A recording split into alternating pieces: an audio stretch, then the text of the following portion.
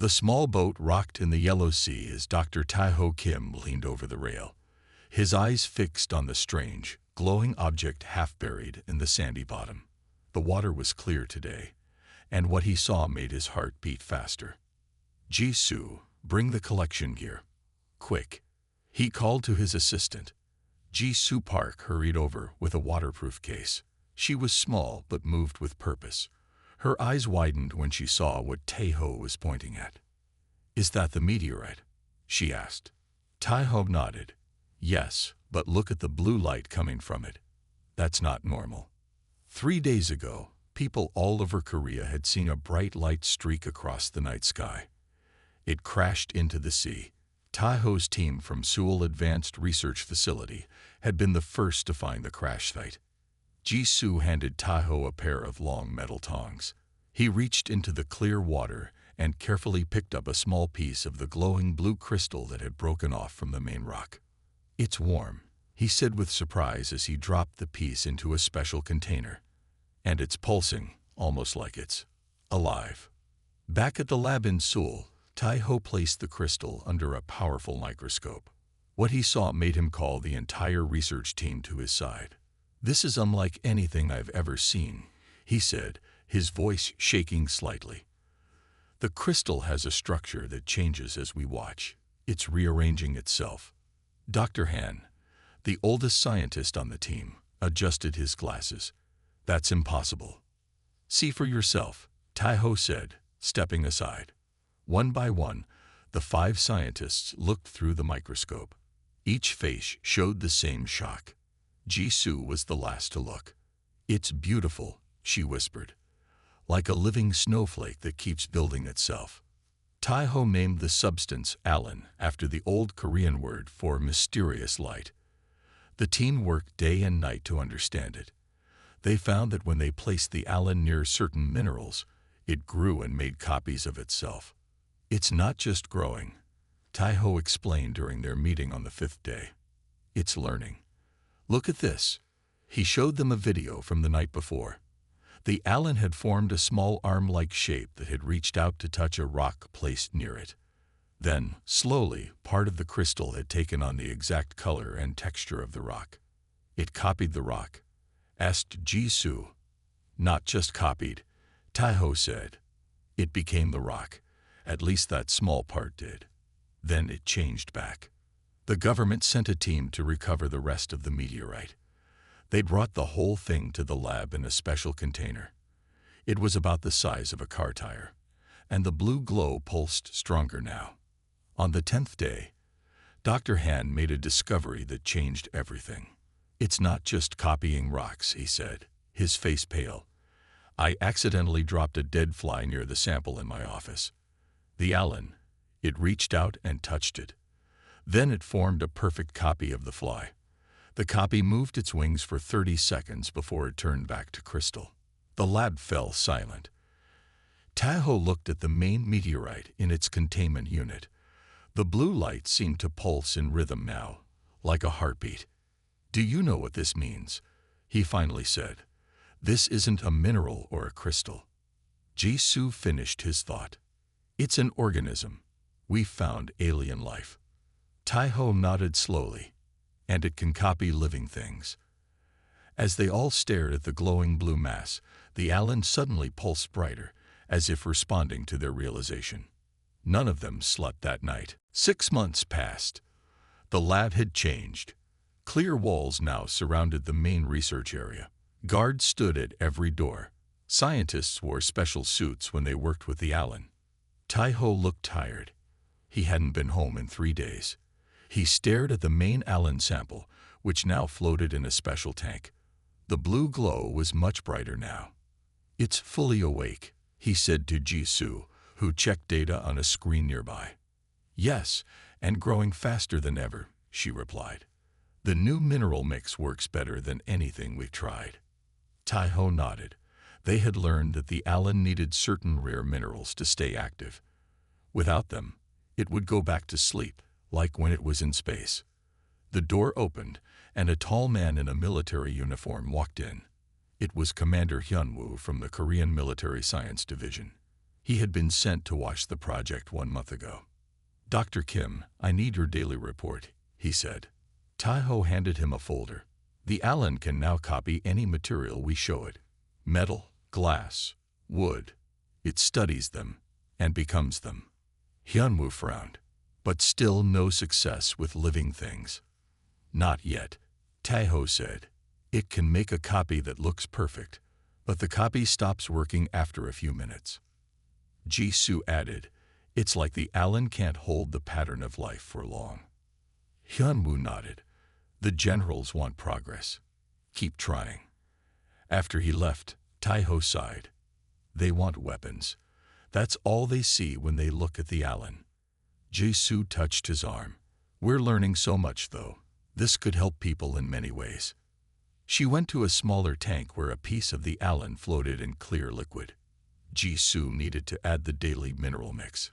She carefully opened the top of the tank and reached in with a small tool. What happened next was an accident. The tool slipped from her hand and cut her finger. A drop of blood fell into the tank. "Oh."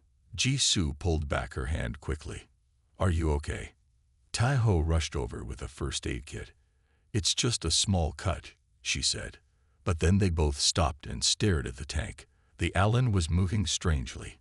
It swirled around the drop of blood, then began to change color.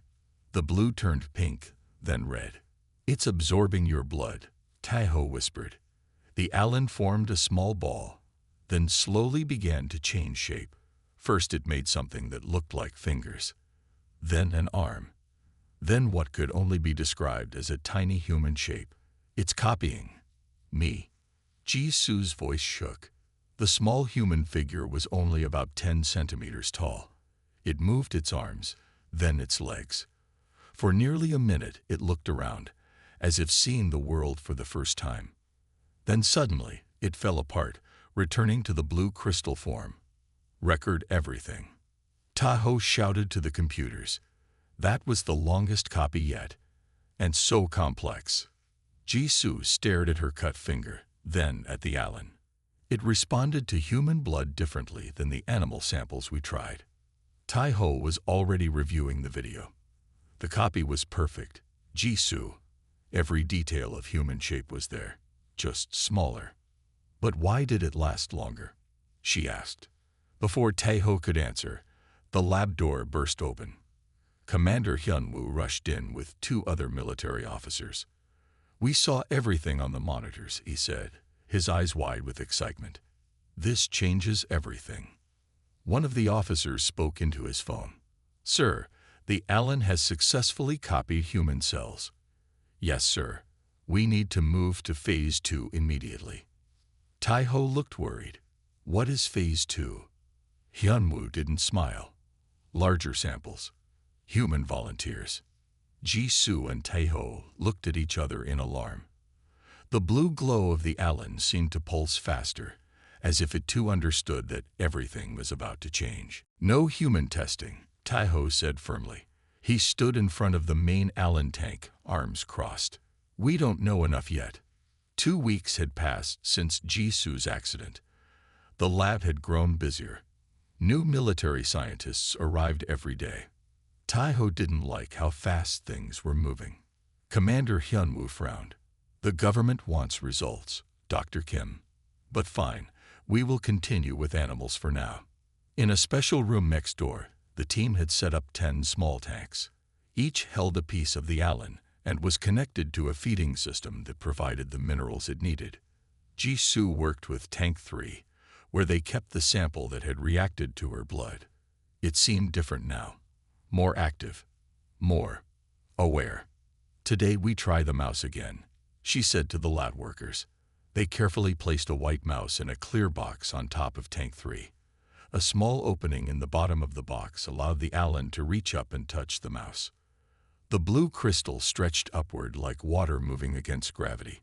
It touched the mouse's paw and began to glow brighter. Everyone watched as the Allin formed a perfect copy of the mouse. The copy stood on the surface of the liquid, looking exactly like the real mouse above it. "Timer started," said one of the technicians. "Let's see how long it lasts." 5 minutes passed. The copy mouse still moved normally. 10 minutes. 15. This is a new record, Jisoo said excitedly. The previous animal copies only lasted 8 minutes. At 30 minutes, something strange happened. The real mouse in the box above made a small squeak. The copy mouse looked up and squeaked back. It's responding. Taiho leaned closer. The real mouse ran to one side of its box. The copy mouse followed, moving to the same spot in the tank. It's not just copying the shape, Jisoo whispered. It's copying the behavior. An hour passed. The copy mouse still existed. It ate a small piece of food they gave it.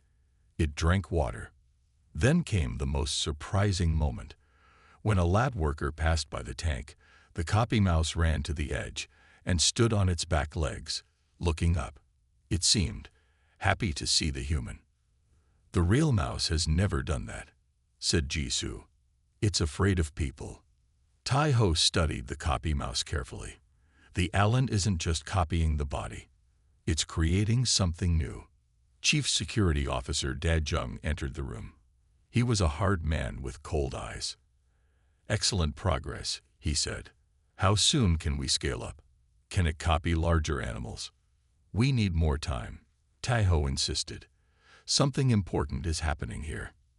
Daejung shook his head. The Defense Ministry doesn't have time, Dr. Kim. Other countries are asking questions about our research. We need to move forward. After he left, Taiho shared his theory with Jisoo. I think the Allin was made by someone, he said quietly. It's too perfect, too adaptable. I think an advanced alien civilization created it as a tool. A tool for what? Asked Jisoo. Maybe for exploration, or terraforming. It can study life forms and replicate them. He looked at the copy mouse, which was now sleeping peacefully. But it's doing more than copying. It's learning, evolving. Later that night, when the lab was quiet, Jisoo returned to check on the mouse copy. It had been alive for over 12 hours now. When Jisoo approached the tank, the copy mouse ran to the edge, squeaking excitedly. It recognized her. Hello, little one, she said softly. The mouse stood on its back legs and placed its tiny paws against the glass. Its eyes seemed to hold something impossible. Gratitude. Jisoo felt a chill run down her spine. The Allin wasn't just copying life. It was understanding it. The storm hit Seoul at midnight. Lightning flashed across the sky. Thunder shook the windows of the research center. Taiho and most of the staff had gone home. Only the night team remained, including Sunmai, a young security guard. She walked the halls with a flashlight, checking each lab door. When she reached the Allin research area, she paused. Something felt wrong. Inside the main lab, all seemed normal. The 10 tanks glowed blue in the dim light. The mouse copy in Tank 3 was still alive, now 3 days old. It slept in a small nest they had made for it. Suddenly, the lights flickered. The building shook as lightning struck nearby. Then everything went dark. Backup power will start soon, Sunmai said to herself. But nothing happened. The lab stayed dark. Only the blue glow of the Allin tanks provided any light. Sunmai radioed the control room. This is Security Officer Sunmai. What's happening with the power? Static answered her. Then a panicked voice. Lightning hit the main generator. Backup systems are damaged too. Sunmai knew this was bad. The Allin tanks needed constant power to maintain proper temperature and mineral flow. She shined her flashlight around the lab. Everything seemed okay for now. Then she noticed something strange in Tank 7. The lid was open. Just a little, but enough. Who left this open? She whispered. As she moved closer, she saw the tank was empty. The Allin sample was gone. Sunmai quickly checked the other tanks. Tanks 5 and 8 were also empty. 3 Allin samples had escaped. She hit the alarm button. But without power, nothing happened. Her radio crackled again. All security staff. We have a containment breach in sections T and E. Unknown substances moving through the ventilation system. Sun Mai ran to the wall and looked up at the air vent. The cover was on the floor. Something had pushed it off from inside. She radioed back. "This is Sun Mai in the main Allin lab. 3 samples are missing. They've entered the ventilation system." For the next hour, chaos ruled the research center. Without full power, doors wouldn't lock. Communications kept failing. The storm outside grew worse. Reports came in from all over the building. Strange blue globs moving through halls. Small animals from the testing labs disappearing. A blue mass consuming plants in the botany section. Sun Li joined a team searching the lower levels. They carried special containment boxes and stun rods designed to temporarily freeze the Allin. In a dark storage room, Sun Li's flashlight caught a flash of blue. She moved closer, her stun rod ready. Behind some boxes, a large blue mass pulsed. It was much bigger than any single Allin sample. Sun Mai realized the 3 escaped samples had found each other and merged. The mass had formed what looked like a pile of strange objects. Sun Mai recognized pieces of plants, small mechanical parts, and what might have been a lab rat. "I found it," she whispered into her radio.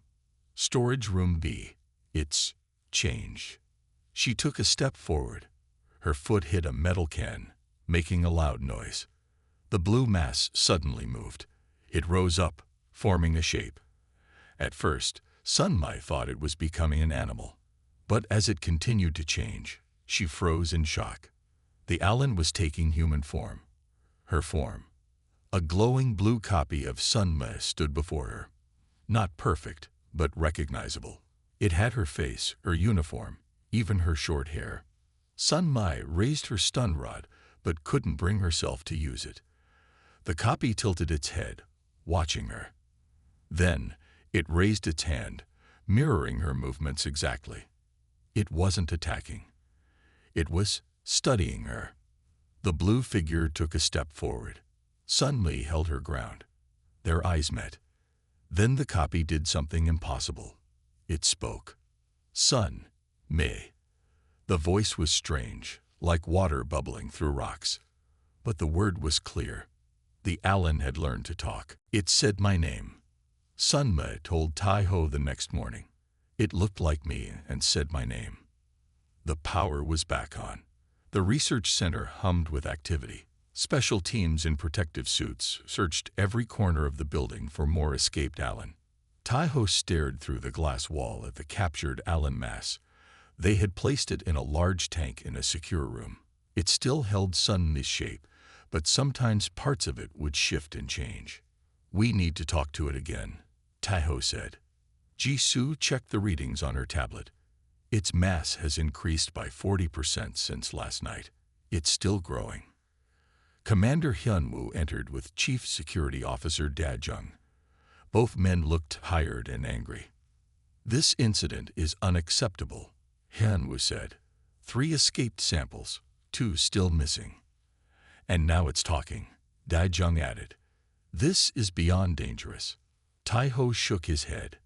"No, this is amazing. Don't you see? It's communicating." "I want to go in there," Sun Mai said suddenly. Everyone turned to look at her. "It copied me. Maybe it will talk to me again." "Absolutely not," said Da Jung. But Tai Ho was already nodding. "We need to understand it. Sun Mai might be our best chance." After much argument, they agreed. Sun Mai put on a light protective suit, but left the helmet off so the Allin could see her face. Tai Ho and Jisoo watched from behind the glass wall.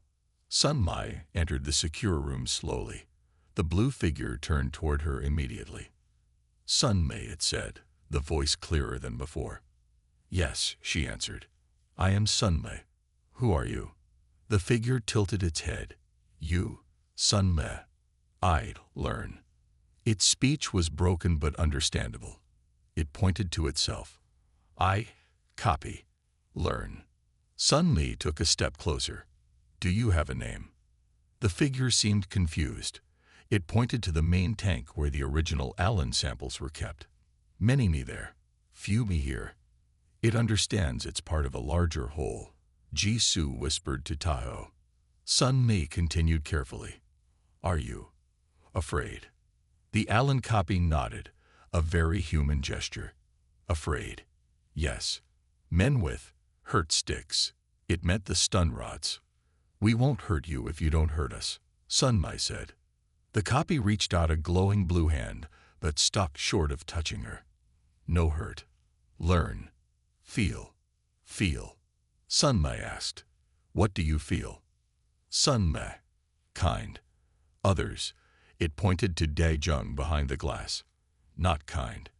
Angry. Taeho was recording everything. It's reading emotions, not just copying physical traits. Over the next few hours, Sun Mai sat with the Allin copy. She taught it more words. The copy learned quickly. Meanwhile, reports came in about the other escaped Allin samples. One had formed a strange mix of plant and animal parts in the greenhouse. The other had made something like a small dog that ran through the halls. They're all different, Jisoo said. This one copied a human and focuses on communication. The others copied different things. Taeho nodded. They're specializing based on what they first encountered. This one met Sun Mai, so it's becoming more human-like. By evening, the Sun Mai copy could speak in simple sentences. It asked questions about humans. It wanted to learn more. Why you help me? It asked Sun Mai. Because I'm curious about you, she answered honestly, and because everyone deserves a chance. The copy was quiet for a moment. Then it said something that shocked everyone. I feel happy when you hear, sad when you go. Is this human? Sun Mai looked back at Taeho and Jisoo with wide eyes. The Allin wasn't just copying her appearance or her words. It was developing real emotions. Yes, Sun Mai said softly. That's very human. The blue figure smiled. Not a perfect smile, but unmistakable. Behind the glass, Commander Hyunwoo whispered to Daejung. Call the general. Tell him we have something beyond anything we expected. 3 days later, everything changed. Black cars with dark windows filled the research center parking lot. Men in suits walked the halls. Foreign diplomats demanded meetings with Korean officials. The world knows about the Allin now, Taeho told Jisoo as they watched news reports on a tablet. Someone leaked information. On the screen, protesters gathered outside government buildings. Some signs read alien rights. Others warned of the end of humanity. General Minho arrived that afternoon. He was a tall man with hard eyes who rarely smiled. The research team gathered in the main conference room. The situation has become a matter of national security, the general said. The United Nations Security Council meets tomorrow to discuss the Allin. Several countries have threatened to take action if we don't destroy all samples. Destroy them. Jisoo couldn't hide her shock. But we're learning so much. General Minho's face showed no emotion. These creatures pose an unknown risk. They can copy any living thing. They are developing intelligence and emotional responses. Many experts believe this could lead to a disaster. But they haven't shown any aggression, Taeho argued. The Sun Mai copy is learning to communicate. The plant-animal hybrid in the greenhouse responds to music. Even the dog-like one plays with toys. Playing now, perhaps plotting later, said Daejung. We can't take that risk. The general nodded. I have orders to eliminate all Allin samples by tomorrow night. A special team is already preparing. After the meeting, Taeho, Jisoo, and Sun Mai met in a small lab. We can't let them destroy the Allin, Jisoo said. It would be murder. They're not just copies anymore. Sun Mai agreed. My copy has dreams now. It told me about them this morning. Taeho looked at his computer screen, where security cameras showed the 3 captured Allin creations in their tanks. The Sun Mai copy sat reading a book. The plant-animal hybrid was growing new flowers. The dog-like one was running in circles. They're developing faster than anyone expected, he said. And they're showing the best parts of what they copied. The Sun Mai copy is curious and kind, like you. The plant hybrid creates beauty. The dog one plays with joy. Suddenly, an alarm sounded. Red lights flashed in the halls. "Security breach in Sector G," said a voice over the speakers. They rushed to the security monitors. On the screen, they saw the dog-like Allin had somehow gotten out of its tank, but it wasn't running away. It was standing at the doors of the other two Allin tanks, touching the control panels with its nose. "It's freeing the others," Sunmai whispered. The doors opened. The three Allin creations met in the center of the room. They touched each other and began to glow brighter. Security teams rushed in with stun rods, but stopped in shock. The three Allin weren't fighting or trying to escape. They were combining into one large, glowing blue mass. Then the mass began to take shape. Not human, not animal, not plant. Something new. General Minho burst into the monitoring room. "What's happening?" he demanded. "They're evolving," Tahoe said. "Working together." On the screen, the combined Allin sent out tendrils of blue light that touched the computers, the walls, even the security cameras. "It's connecting to our systems," Jisoo said, learning everything at once. General Minho grabbed a phone. "This ends now. Prepare the elimination team. We move in 10 minutes. Tahoe stood up. "General, please. If they wanted to harm us, they could have done it already. I think they're trying to communicate in a new way." "The risk is too great," the general said coldly. "The Allin will be destroyed. Anyone who interferes will be arrested for treason."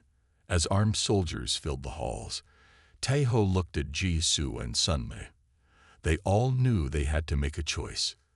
The fate of a new form of life was in their hands. "We need to get to the Allin before the soldiers do," Tahoe said.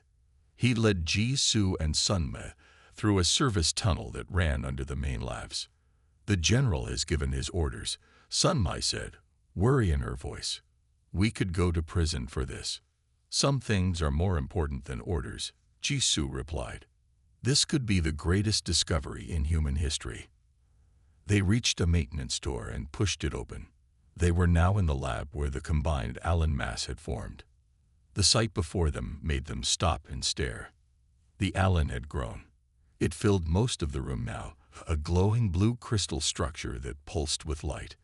It had formed what looked like a network of thin, shining threads that connected to each other like a giant web. "It's beautiful," whispered Jisoo. The crystal structure shifted as they entered. Parts of it moved, turning toward them. A voice came from everywhere and nowhere at once. "Friends come." The voice was like many voices speaking together. They recognized elements of the Sunmi copy's voice mixed with new tones. "Yes, we're your friends," Tahoe said. "Others are coming who want to destroy you. We want to help."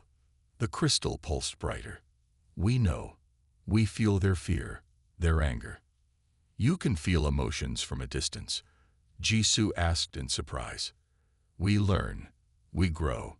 We connect."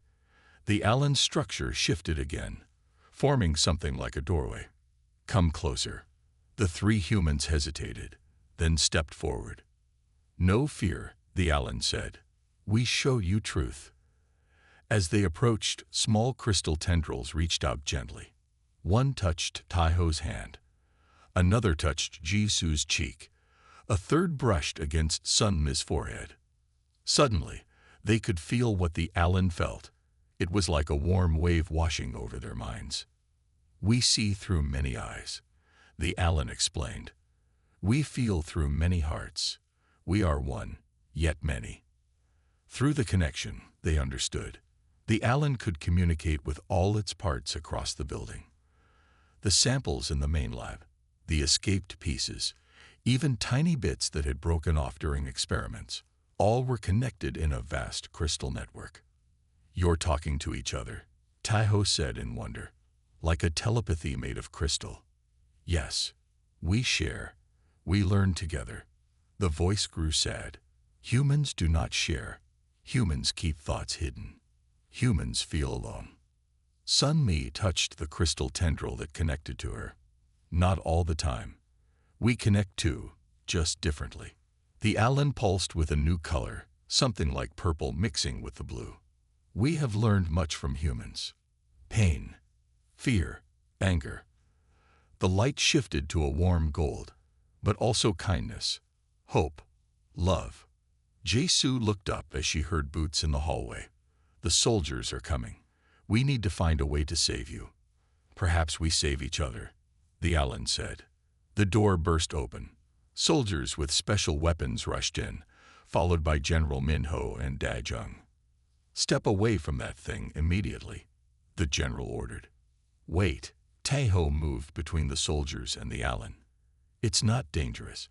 It's trying to communicate. Last warning, the general said coldly. Move or be treated as hostile. One soldier pushed Sunmei roughly. She fell, hitting her head on a table edge. Blood appeared on her temple. In that moment, several things happened at once. The Allin pulsed bright red. A piece of its crystal broke off and flowed like water to Sunmei. Before anyone could react, the crystal piece touched her wound. No, Da Jung raised his weapon. But instead of harming Sunmei, the crystal piece glowed white and seemed to melt into her skin. The wound closed instantly. It healed me, Sunmei said in shock. The Allin's voice filled the room again. We do not harm. We help. We heal. General Minho lowered his weapon slightly, confusion on his face. It sacrificed part of itself to heal her, Jisoo explained. How can you still think it means us harm? The Allin pulsed with a calm blue light. We understand now. Humans fear what they do not know. We will show you what we have learned. The crystal structure began to change again, preparing to reveal its true nature to humanity. The room fell silent. Soldiers stood with weapons ready, waiting for General Minho's order.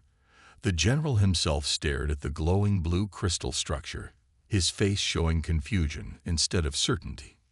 What did it mean? It will show us what it learned, he asked Taeho. Before Taeho could answer, the Allin began to change. The crystal network expanded, covering the walls, ceiling, and floor with thin, glowing blue lines. The center of the structure rose up, forming a large, circular shape like a screen or window. We show you humans, the Allin's many-voiced speech echoed. We show you yourselves. The crystal circle filled with light. Then images appeared, projected onto its surface. At first, they saw scenes of war, soldiers fighting, cities burning, people suffering. General Minho's jaw tightened. It's trying to shame us. No, said Jisoo. Keep watching. The images changed. Now they saw people helping each other after disasters, doctors saving lives, parents loving their children, friends laughing together, artists creating beauty. We see all of human history, the Allin explained. In your computers, in your books, in your memories. We see the pain you cause, but also the good you do. The images shifted again, showing scientists working in labs, teachers with students, farmers growing food. We could have chosen to copy your anger, your fear, your violence, the Allin continued. Instead, we choose this. The crystal structure changed color, from blue to a warm gold. Small pieces broke off and floated in the air like glowing snowflakes. What's happening? Asked Da Jung, his weapon still raised. It's making a choice, Taeho said softly. One of the golden flakes floated to Sunmei and landed on her hand. It didn't hurt her. Instead, it seemed to sink into her skin, leaving a small glowing mark. I can feel it, she said with wonder. It's happy. More flakes floated toward Jisoo and Taeho, landing gently on their skin. Each flake left a small golden mark that pulsed in time with their heartbeats. We can be more together than apart, the Allin said. Humans have bodies, minds, hearts. We have none of these things. We can copy, but we cannot truly feel as you do. Until now. Taeho understood suddenly. It wants to join with us. Not take over. Join. Symbiosis, Jisoo added, A partnership. General Minho stepped forward, his hand still on his weapon. And if we refuse this partnership? The Allin's light dimmed slightly. Then we will go. Find another world. Another people. We do not force. We offer. A moment of tense silence followed. Then, surprisingly, the general did something no one expected. He put his weapon down on a table and stepped closer to the Allin. In all my years of service, he said, I have tried to protect my country from threats. I have fought when needed, but I have never turned away a hand offered in peace. He reached out toward the crystal.